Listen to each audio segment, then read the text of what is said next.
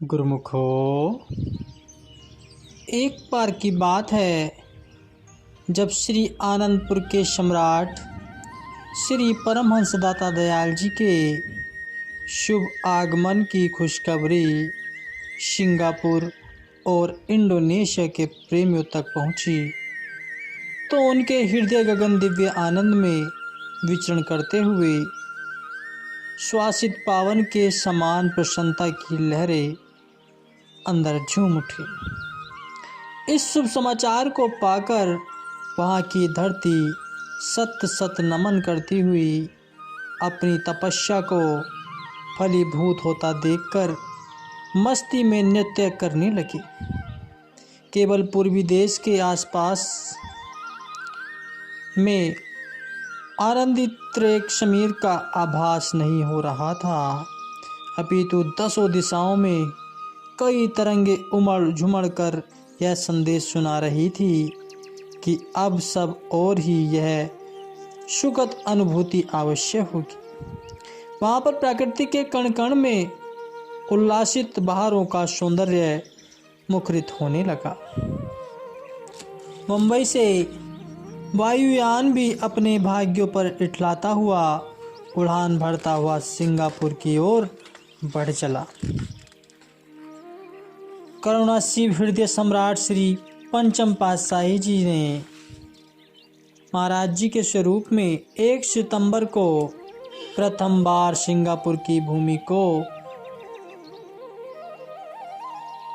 श्री चरण कमलों से स्पर्श किया। अधीरता से प्रतीक्षारित गुरुमुख सेवक वहाँ पत्र पुष्प लिए खड़े हुए थे। तेजों में आभायुक्त नूरानी स्वास्थ्य में स्वरूप में जब श्री दर्शन हुए तो गुरुमुख प्रेमियों के हृदय गदगद हो उठे। जयकारों की मधुर सुरीली लीलाओं के साथ आवाज़ झंकृत हो रही थी। आप एयरपोर्ट से एक भक्त जी के निवास स्थान पर पधारे, जहां महात्मा परम विवेकानंद जी ने सारा प्रबंध किया हुआ था। गुरुमुख प्रेमियों के आह्लाद भरे स्वर में श्री आनंदपुरवासी भगवान की जय, श्री आनंदपुरवासी भगवान की जय, बोल मेरे श्री गुरु महाराज जी की जय, इन जयकारों की गूंज गूंजने लगी। सचमुच ही महाप्रभु को हर पग पर श्री आनंदपुरवासियों की विनय स्मरण हो जाती। अविरल प्रेम की स्मृति से आप भावुक हो जाते।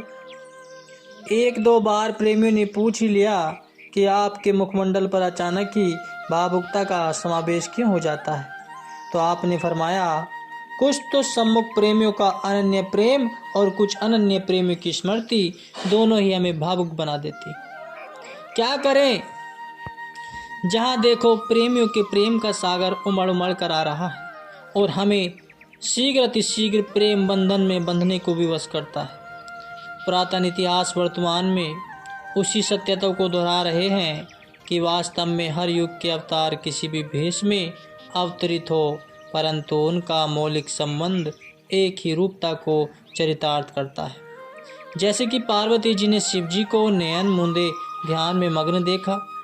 उनके नयनों से अक्षु प्लावित हो रहे थे। जब वे ध्यान अवस्था में से उठे तो उसने पूछा, प्राणनाथ, आप किसका ध्यान करते हो और किसके प्रति इतना प्रेम भाव आपको विह्वल करता है?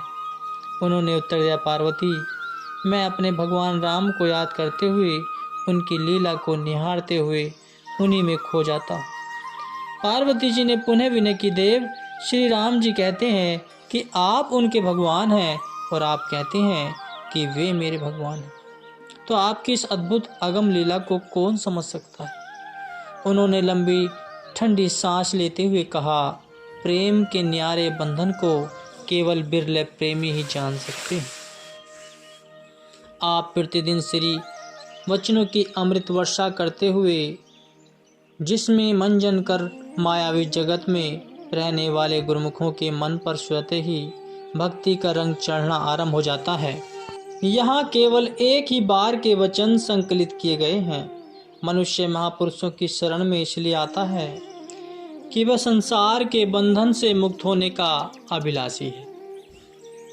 जीवात्मा जो अपने मालिक से बिछुड़कर जन्म जन्मांतर से 84 लाख योनियों के चक्र में भटक रही है, उसे इस दुखद चक्र से बचाकर मालिक के साथ मिलाना है। यही वह विशेष प्रयोजन है जिसे लेकर मनुष्य सत्पुरुषों की छत्र छाया की खोज करता है, क्योंकि उनकी सहायता के बिना यह उद्देश्य पूर्ण नहीं हो सकता। जब भाग्य से उनकी शरण संगति प्राप्त हो जाए तो जीव को चाहिए कि जब तक उद्देश्य पूर्ण न हो तब तक उसकी दृष्टि उद्देश्य से हटने न पाए। विचार करें कि जीवात्मा क्यों 84 के चक्र में भटक रही है। इसका उत्तर संतों की वाणियों से प्राप्त होता है कि अनेक जन्म से जो मोह माया के मलिन संस्कार जीव एकत्रित करता रहा है, वही जीव को बारंबार योनियों के चक्र में डाल रहे हैं तथा कामनाएं इन योनियों का बीज है। मैं मेरी के भाव ही वे श्रृंखलाएं हैं जिन्होंने मनुष्य को संसार में बांध रखा है। कामनाओं के इन बीजों को नष्ट कर देने से जीव को मुक्ति की प्राप्ति हो सकती है। महापुरुष जीव को समझाते हुए कथन करते हैं कि कनहु बसतु आई तेरे संग, लपटी रहो रसी लोभी पतंग, राम नाम जपी हृदय माही, नाम नानक पति सेती घर जाए। जरा विचार करो कि जीव कौन सी वस्तु साथ लेकर आया है।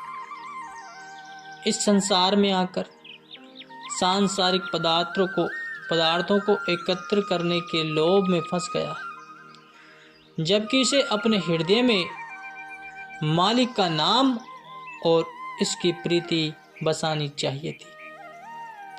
ऐसा करने से अंत समय जीव मालिक के धाम में सम्मान से जाता है। यह समझ और विवेक इसे सत्पुरुषों की संगति में ही आता है। मुक्ति का इच्छुक बनकर जब जीव महापुरुषों की शरण में आता है तो वे उसे मुक्ति का साधन बतला देते हैं। वह साधन यह है कि सत्संग, सेवा, सुमरन, ध्यान और भजन अभ्यास के द्वारा मोह माया के मलिन संस्कारों और विकारों को मन से धोकर मन को निर्मल करें। वासना के बीज को नाम की अग्नि से जलाकर भस्म कर दें तथा मैं मेरी के विकारों की जंजीर को विवेक की हथौड़ी की चोट लगाकर तोड़ डाले। ऐसा करने से जीव बंधन मुक्त हो जाएगा। यदि जीव महापुरुषों द्वारा बतलाए गए साधनों का अभ्यास करने में लग जाता है तो उसकी सुरती माया और ममता की मैल से रहित होकर सार शब्द को पकड़ने लगती है तथा शब्द की डोरी से खींचकर अपने असली स्थान तक जा पहुंचती है, जिसे मालिक का धाम अथवा निज धाम कहते हैं। वहां पहुंचकर सुरती मालिक के स्वरूप में समा जाती है। इस उच्चतम स्थान को ही संतों ने परम धाम अथवा परम शांति का स्रोत कहा है। इसी परम पद की प्राप्ति करना ही मानव जीवन का वास्तविक लक्ष्य एवं आदर्श है।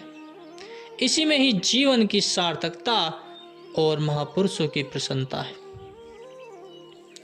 इस प्रकार 5 दिन तक गुरुमुखों ने सत्संग की पावन गंगा में मंजन कर अपने भाग्य मनाए।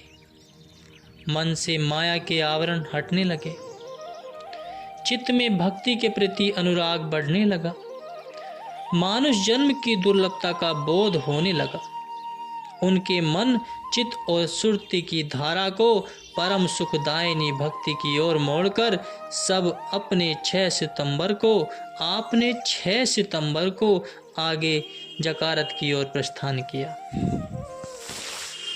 अपने संत मंडली सहित जब जकार्ता की धरती पर चरण स्पर्श किए तो वहां रहने वाले इंडोनेशियाई लोग भी हतप्रभ हो आपके नूरानी मुखमंडल की ओर देखने लगे। वे अपनी इंडोनेशियन भाषा में एक दूसरे से कहने लगे कि ऐसा निराला नूर आज तक हमने किसी के मुख पर नहीं देखा है।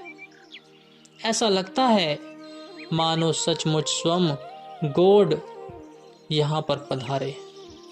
वहाँ के निवासी भक्तों जो इस भाषा को जानते थे उनसे कहा कि शुद्ध हृदय में ही ऐसी भावनाएं उत्पन्न होती और भगवान स्वयं उन्हें दर्शन देने के लिए आते। सबसे पुष्प, गुलदस्ते एवं हार स्वीकृत कर आप कार में विराजमान होकर भक्त D.L. दास छुगानी जी के पास घर पधारे, जहाँ महात्मा भक्ति ध्यानानंद जी ने सब प्रबंध कर रखा था। गुरुमुख प्रेमियों ने महाप्रभु जी का भव्य स्वागत किया। उस घर में बने हुए श्री मंदिर जी में पत्र पुष्प भेंट कर विराजमान हुए।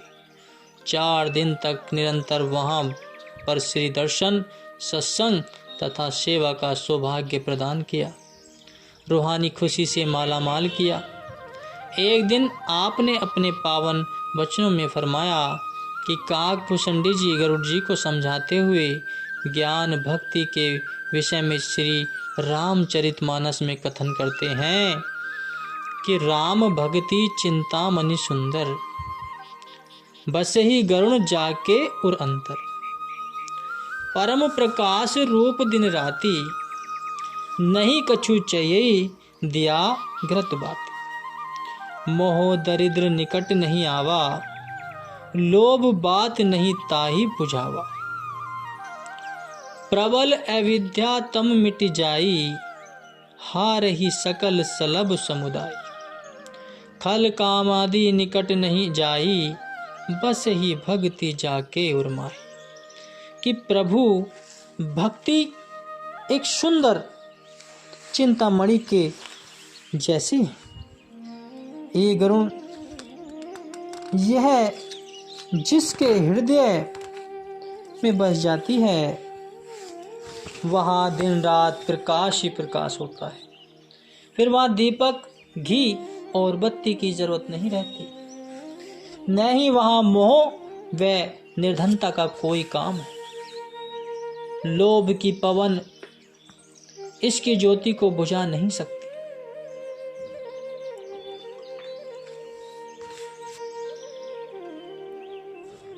भक्ति की ज्योति से अज्ञान तिमिर नष्ट हो जाता है। अंधकार आदि पतंगे इसकी ज्योति पर जलकर भस्म हो जाती। काम क्रोध आदि उस हृदय में प्रवेश नहीं कर सकते जिस हृदय में प्रभु भक्ति रूपी चिंतामणि जगमगा उठती है। प्रबल माया से टक्कर लेने के लिए भक्ति ही एक ऐसी शक्तिशाली वस्तु है जिससे जीव माया से छुटकारा पा सकता है। अन्य किसी कारण से इस पर विजय नहीं पाई जा सकती। माया से सुरक्षित वही रह सकता है जो नाम का आधार लेता है। भजनाभ्यास में बैठकर जब सुरती ऊपर ब्रह्मांड देश में पहुंच जाती है तभी माया से छुटकारा मिल सकता है। जीवात्मा अर्थात सुरती, जिसे आत्मा भी कहा जाता है, खो ठहराने की 4 दशाएं कही गई हैं। पहली जागृत, स्वप्न, सुषुप्त और तुरई। जागृत दशा में कार्य करने से बड़ी थकान होती है। स्वप्न की दशा में थोड़ी कम थकावट का बोध होता है और सुषुप्ति अर्थात प्रगाढ़ निद्रा में तो थकावट का नाम भी नहीं होता। और उससे ऊपर तुरई दशा में जाने पर अंतर आत्मा प्रफुल्लित हो जाती है। वहाँ सरसता है, निरसता है और निरसता से कोई सरोकार नहीं। महापुरुष वहाँ भी विनय रखते हैं और महापुरुष वहाँ पर अपना निवास रखते। इसलिए उनका चित्त सदा प्रसन्न एवं हर्ष विभोर रहता है। वहाँ किसी प्रकार के रोग या दुख कष्ट का चिन्ह भी नहीं होता। महाप्रभु जी के इन गूढ़ भेद भरे श्री वचनों को श्रवण कर गुरुमुखों ने गहन शांति और आत्मिक आनंद की अनुभूति की। आपने फरमाया कि जकार्ता भक्त जी ने विनय की, स्वामी जी आपने सचमुच ही हमारे हृदयों में नाम की ज्योति जगा दी है। आपके श्री दर्शन और सत्संग प्रवचनों से इतना रूहानी आनंद और आत्मिक सुख मिला है जो बेमिसाल है, अनमोल है, जिसका मूल्यांकन नहीं किया जा सकता। ग्रंथों और संतों की वाणियों में पढ़ा सुना है कि हृदय मंदिर में ज्योति जगती रहती है। आज आपने कृपा करके प्रत्यक्ष उस ज्योति को जगाकर हृदय में उजाला भर दिया है। पुनः श्री वचन हुए, किसी तरह ही सदा अपने दिल में भक्ति नाम की ज्योति जगाए रखें और महापुरुषों को आप हमेशा ही अंग संग पाएंगे। यहाँ पर कुछ समय पश्चात श्री परमहंस अद्वैत मंदिर की स्थापना होगी। वहाँ पर भी पूर्ण आस्था एवं लगन से सेवा करते हुए अपने जन्म को सफल बना लें। गुरुमुख प्रेमियों की विनय पर आप जकराता से 2 दिन के लिए शुराबाया में पधारे। यहाँ पर आप भक्त हारूमल जी के घर में ठहरे। यहाँ पर भक्त जी ने विनय की कि महाराज, यहाँ इंडोनेशियन, चाइनीज, मुस्लिम भाषा जानने वाले लोग ही अधिकतर रहते हैं। आप ही कोई चमत्कार करें। यह लोग अपने ही धर्म को अधिक मान्यता देते हैं। इन्हें न तो हिंदी भाषा समझ आती है और न ही इंग्लिश। तो आपने फरमाया, समय पाकर यहाँ पर संस्कारी अधिकारी जिज्ञासु कारोबार करने के लिए आएंगे और आध्यात्मिक लाभ उठाएंगे। जहाँ पर ज्योति जलाई जाती है, अंधेरा स्वतः ही दूर हो जाता है। ऐसी अभिलाषी रूहों के लिए श्री परमहंस अद्वैत मत श्री आनंदपुर का सत्संग प्रचार फलेगा फूलेगा। एक केले के पेड़ से अन्य कई केले जड़ पकड़कर फलते फूलते हैं। आप सब गुरुमुख प्रेमी दृढ़ भाव से भक्ति भजन में लीन रहें। ऐसे वातावरण के प्रभाव से स्वयं भी जिज्ञासु सुजन इस मार्ग पर चलकर स्वयं सकारात करेंगे। भक्त जी ने नतमस्तक हो श्री वचनों में अगाध प्रेम और सेवा भक्ति करने के लिए विनय की। वहां पर प्रेमी को कृतार्थ कर आपने मलेशिया होते हुए 13 सितंबर को मनीला की धरती पर पुण्यवती बनाया। महाप्रभु की मनोहर छवि की झलक पाकर मनीला में रहने वाले प्रेमी गुरुमुखों के हृदय बाग बहार हो गए। वे तन बदन की सब सुध भूल कर प्रेम में मग्न हो झूमने लगे। आप भी उन्हें प्रेम भक्ति के रंग में रंगा हुआ देखकर अति प्रसन्न हुए। आपने 5 दिन तक प्रेमा भक्ति का रंग छिटकाया, पावन वचनों का अमृत पिलाया और दिव्य लीलाओं से सरसराया। एक दिन श्री वचनों की अमृत वृष्टि करते हुए आपने फरमाया कि जीव इस संसार में मालिक की भक्ति करके उससे एकाकार होने के लिए आया है। जो मालिक का बन जाता है दुनिया की सुख संपदा को, तो क्या स्वर्गों के सब सुख उसके पास आ जाते हैं। जीव को जब इस प्रकार की शक्ति मिली है तो वह उस शक्ति से काम लेकर अपने जीवन को सुखमयी बना सकता है, लोक परलोक संवार सकता है। इसलिए नुकसान की बजाय नफ़े का सौदा करके जाओ। गुरुवाणी में वर्णन आया है, प्राणी तू आया लहा दौड़ी, लगा किंतु कुफकड़े सब मुक्ति चली रोणी। कुदम करे पशु पखियाँ दिसे नाही कालो, औते साथी मुनकु है फाता माये चालू। जीव इस संसार में आया तो लाभ प्राप्त करने के लिए था, मगर काम ऐसा कर रहा है जिससे नुकसान ही नुकसान उठाना पड़ रहा है। जैसे पशु पक्षी काम क्रोध मोह लोभ में फंसे हैं, वैसे ही इनसे भी अपने आप को इसमें जकड़ा रखा है। वैसे ही इसने भी अपने आप को इसमें जकड़ रखा है।